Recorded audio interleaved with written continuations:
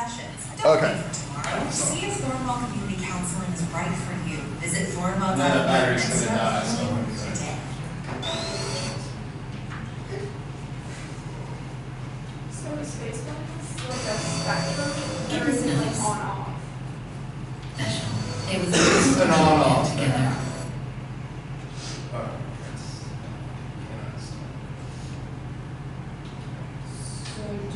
So do people with Facebook illness, do you think they have like? Contains everything that a fire would So need. you know, like people who are blind have like enhanced smell and enhanced hearing. Do you think that would be something that people would be nice about?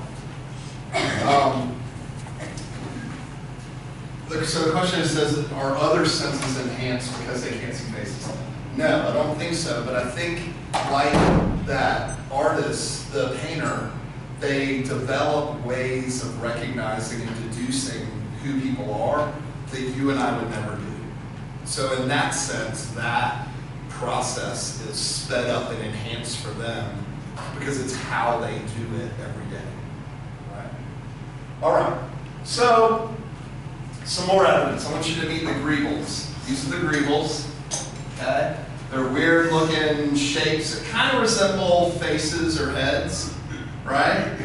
And so researcher actually at Vanderbilt did a study where she brought people in. You could have been an undergraduate subject in this study, and they brought them in for 4 days straight, and for 7 hours a day, for 4 days straight, they learned these greebles. They gave them names. They learned to recognize these shapes they'd never seen as unique things. They practiced and practiced, and then they would get tested, and they would show them one and be like, you know, who is this? Or they would show them one, and then they'd show them like 10 and be like, which one is it? They had a way of doing that, right? To show that they learned how to recognize these, right? They learned how to recognize these. 7 hours a day for 4 days training on this. It takes a long time. It takes a lot of experience to learn this kind of stuff, right? Then they looked at, they put them in an MRI, an fMRI, and looked at their activity in their fusiform area. And before training, their fusiform area, when they showed them a face in the scanner, got highly active. When they showed them a greeble, no activity. After training, look what happened. What happened when they showed them the greebles? It went up. They encoded those greebles. They were able to recognize them because they encoded them in their fusiform gyrus through that training, through that big experience, right? What else do you notice there? The faces went down. We have limited resources. Limited resources, so if you put something in an area that's doing something, it may not do that thing as well.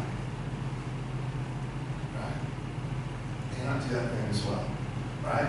And it turns out that the fusiform area is not an area of the brain that is created or designed to recognize faces. It's actually an area that recognizes emotionally important visual stimuli. And because of 4 days of 7 hours a day training, those greebles became emotionally important to those people and got encoded in the fusiform area. And in fact, people that are fanatics about different visual things, like bird watchers, that can see a bird and know exactly what type of bird that is, guess what? Birds activate their fusiform gyrus. People that can look at a car and be like, that's a 1967 Ford, blah, blah, blah, blah, blah, right? Cars activate their fusiform area. So we encode emotionally important stimuli in the fusiform area. Faces are usually the most emotionally important things, and those people that are bird watchers or car fanatics, they encode faces there too. It's not like they have protosynosia because they have cars there. No, but when something's emotionally important to us, this is the area of the brain that works on identifying. All right. Limited resources, yes. Okay. Okay, so we've discussed a lot of data that is looking at responses of small areas of the brain, particularly feature detection, right? Features may be specific, shape of eyes, or maybe more general, their eyes, but not the shape, right?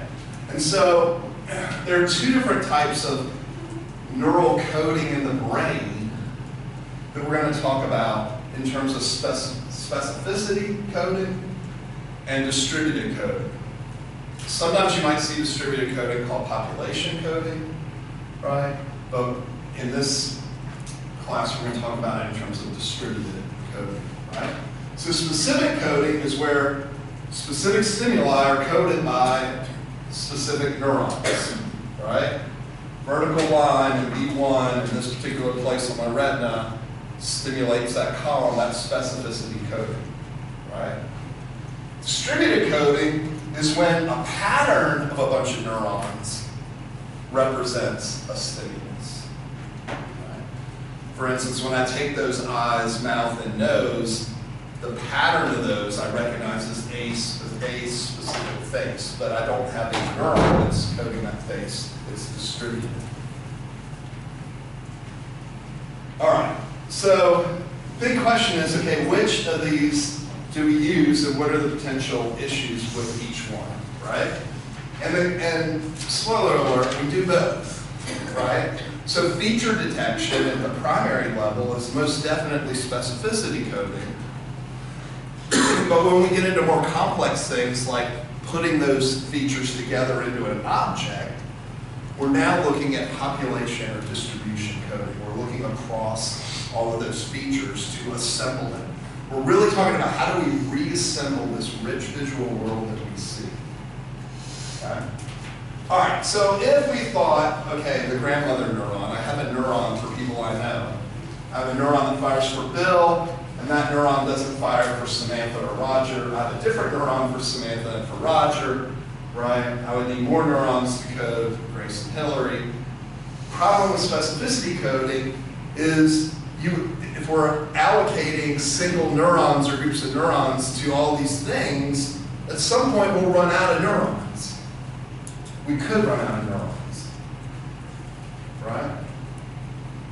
Also, if I want to recognize, I want to learn who Grace is, I'd have to encode a particular neuron for Grace, which would take a lot of experience. It might take me 7 hours over 4 days of memorizing that, right? So that would be difficult, okay? Plus, Roger, when he's looking over here, doesn't have exactly the same features as if he's looking the other way, right? But you're looking at my face, you're like, that's Dr. Pittman, and if you look at me like this, you're still like, hey, that's Dr. Pittman. I can still, so we have issues with features at different angles aren't identical, so they're not going to cause a specific neuron to fire. Okay? All right. Distributed coding says, okay, I can take these same 3 neurons and code for all 5 people, right? Only using 3 neurons by having different patterns associated with each of their faces. As long as I can recognize their eyes, nose, and mouth and put them together, that pattern becomes a unique pattern for Dr. Pittman's face. Okay. So, again, I mentioned this thing with different views. So think about the challenges that our visual system has, right? If you're walking down to Merwell for lunch from Milliken, and you're at the top of the hill out here, and I'm coming out of the door at Merwell, and you see my face is about this big to you. But you recognize it with no problem compared to now where my face is this big to you and I'm much closer. So size is an issue that our brain has to deal with. Same face but different size based on how far away someone is, right? Location, like where am I in your visual field? And angle, different angles of the face. right? So all of these things are challenges, right, to overcome. And so in one sense, like we don't want these things to affect our ability to measure faces. But on the other hand, is size important? Because if my face is this big or my face is this big, what information does that tell you? Assuming my head doesn't change size. How far away I am. So size is important. Like we do want to recognize size differences, but we don't want them to interfere with our ability to recognize a face. Same thing with angle, right? You want to recognize that I'm looking over here and not looking at you directly in the face, but not have that interfere with your ability to tell who that person is, right? So because of that, we have size-specific neurons in inferior temporal cortex, again, the identification area, complex identification. So we have size-specific neurons, neurons that respond to small faces, medium faces, big faces, and because faces don't generally change their size, this is telling us information about distance, right? Location-specific and view-specific. But we also have neurons that are invariant, meaning they respond to my face regardless of how big it is. Size doesn't affect that neuron's ability to tell. Location invariant and view invariant. And again, this is a form of distributed coding, right? So that you can recognize my face no matter what size it is, but also the pattern of, because my face is pretty small, I'm not very close to you. All right. Yes? How good is the brain at adapting to learning the new specialities? Because I know we talked about the Grable study, but I know we're not supposed to use personal anecdotes, but I'm thinking of the pandemic where it's like we went from seeing the face to the mask, and I was terrible at recognizing. Yeah. Couldn't really adapt. Or other situations where someone may get like plastic surgery and stuff like that. Yeah, so definitely during the pandemic when everybody was wearing masks, it interfered with our ability to recognize people, for sure, right? And then I would see a student who would go get a drink of water and take their mask, and I'm like, oh, I never would have thought he had a mustache, okay. File that away, I would not have recognized that, right? So we all had those experiences, right? Faces are so important to us that we don't have to spend 7 hours a day for 4 days because our brain is sort of innately programmed to memorize them quickly, right? And so you only have to meet someone once or twice to really remember their name and their face and who they are and what they are. So, if somebody's wearing glasses, I feel like that really changes their appearance. It can. And so, if I'm seeing somebody wearing glasses one day, and they look like one person, and then they're not the next day, do I have two different patterns for that same person? No, yes, well, yeah, so the firing pattern is going to be slightly different with glasses than without, but the nose is going to be the same, the lips are going to, the parts are going to be the same, other parts are going to be slightly different, and if that difference is enough that you don't recognize that person as the same person, right, then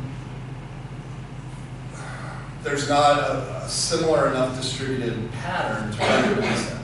But most of the time, that pattern is similar enough that you're like, yeah, you look slightly different. Did you get a haircut, right, or whatever, right?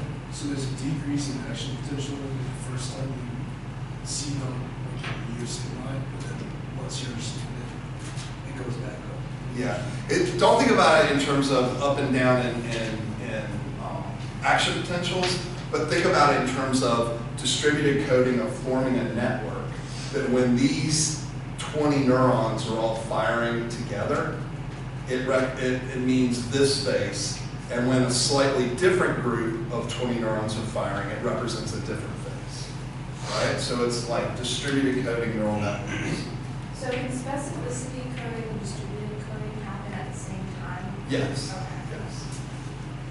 And in fact, often distributed coding relies on specificity coding, right? Those 20 neurons are specific for things but it's the pattern of the specificity that creates the perception of the face. Right? So anyway, there are examples, again, for monkeys, right? They can recognize the face at different angles. This is a view invariant neuron. The view doesn't affect the neuron's ability. But we also have view specific neurons. This is a neuron that says that face is looking right at me. And if it's not looking right at me, I'm not going to fire. Right? So view invariant, view specific for angle. And we need both because we want to know generally that's a face, but then specifically what angle of the face am I looking at? So yes, these things are happening together. They're working together to produce this. All right, so here we see, again, EEG recordings, right? Very short milliseconds where we show an image at 0. If it's a face, the fusiform spikes at 150 milliseconds. If it's an animal, house, or object, it doesn't show a different pattern, a differential pattern. However, there's another place called the parahippocampal place that responds to, I'm sorry, this is still fusiform. I'll talk about that next time. And if we show human faces, cat faces, lion faces, profile faces, cartoon faces, as humans, we recognize those as faces. The monkey didn't recognize the cartoon face as a face, right? But our fusiform gyrus all fires for faces for those, doesn't for objects. There's a different area that we're going to see, I'll talk about next time, that fires for objects. We'll compare those two. So we're coming back to fusiform on Tuesday. All right, last 5 minutes that I want to get through. All right, so we want to know about this sort of nature versus nurture. Like the fusiform area in most people is coding faces, but in some people who don't recognize faces, what's going on? It turns out their fusiform area is not damaged. So it's not like it's, so the question is like, what are these areas genetically pre-programmed to do stuff, or do we need experience, right? And so it's difficult to prove that these connections and distributed coding is pre-programmed, although it looks like the area is sort of destined to do that because in most people, fusiform areas where this is happening. Right? So, again, these little, if I take a paper clip and I bend it in these slightly different shapes, those don't have any meaning to you. And they don't have any meaning to a monkey, right? So when we show those to a monkey and we ask them to identify this is the target, is this the target or not the target? When they first do this, they're not able to psychophysically recognize the difference between this and this, okay?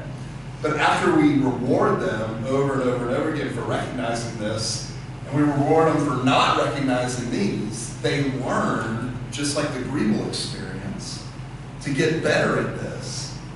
And as we train them and they get better, right, their ability to detect psychophysically the right shape goes up, where before it was at 0% ability. Psychophysically, they are better able to identify that target through training. But physiologically, there is now a neuron in IT that responds to that shape that didn't respond before the training. So it's just like in people, we encoded the Griebels into the fusiform. Here we encoded that paperclip shape, and it's this increased activity that allows them to discriminate between these other things. Again, really getting that relationship between increased brain activity allowing better perception or discrimination of state.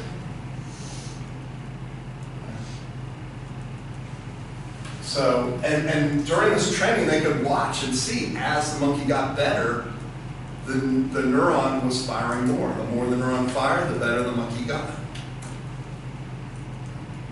All right. So it's a combination of both. We think areas are designed and reserved for particular types of coding.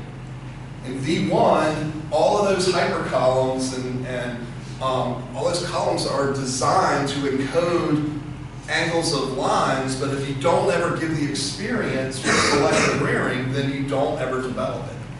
And I posted on the Moodle page, someone asked, what about if you raise an L in pure darkness? They are blind.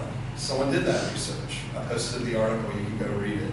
But 10 days of no vision in a critical period of time results in temporary to permanent blindness. All right, so even though these things are sort of designed to encode things, like that monkey didn't have an IT neuron for that paperclip, but it had an area that could learn that paperclip through experience, right? So it's both nature and nurture. It's both experience and genetic predisposition for particular areas to do stuff. Boom. Got 1 minute of my time. Okay? 37 slides today. That's the correct answer. All right. I will see you in 5 days. Please don't wait 5 days to look at the